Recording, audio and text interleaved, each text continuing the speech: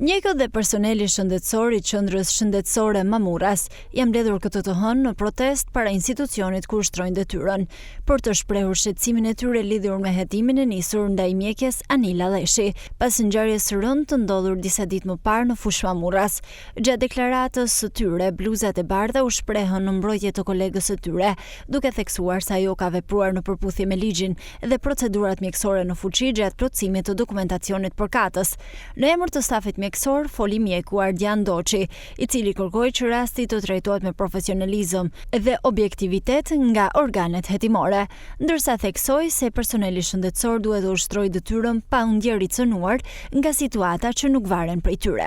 Sot jemi mbledhur këtu ke para qendrës shëndetësore për të bërë një deklaratë për shtyp për mediat në lidhje me një situatë shumë të pakëndshme dhe shumë të padëshirueshme nga një rast ku është thënë që mjekja e familjes që ka plotësuar një sketë vdekje ka qenë dhe është përlyer emri dhe personaliteti i doktoreshës në fjalë.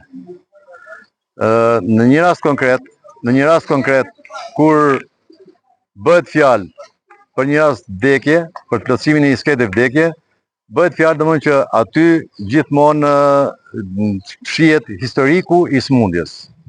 Në rastin konkret, diagnoza nga cila ka vujt pacienti, por dhe trajtimet dhe gjitha gjanat që duhen.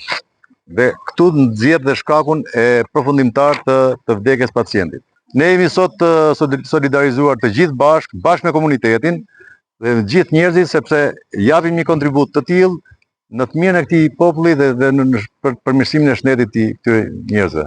Në këtë deklaratë që bëjmë sot, ne kërkojmë nga drejtësia që personaliteti i mjekës për cilën është fol në rrjetet sociale dhe në mënyra të ndryshme të dalë e vërteta.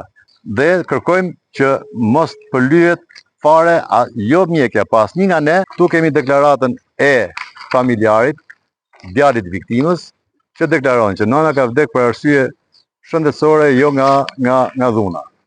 Ne sot jemi mbledhur, kemi njoftuar të gjithë instancat, NJVKSH në Laç, fondin, drejtorinë e fondit në Lezhë, kemi njoftuar presidentin e urdhrit mjekut dhe jemi të gjithë bashkë unison në mbështetje të doktoreshës, të cilës është abuzuar nga mediat, duke thënë që mjekja ka bashkëpunuar. Në të vërtetë kjo nuk është fare e vërtetë. Mjekja Anila Leshi po hetohet në kuadër të procedurave që lidhen me plotësimin e dokumentacionit për vrasjen e një 85 vjeçareje, e cila dyshohet se është vrarë me mjet prerostik nga vajza e saj me probleme të shëndetit mendor, e arrestuar tashmë nga policia.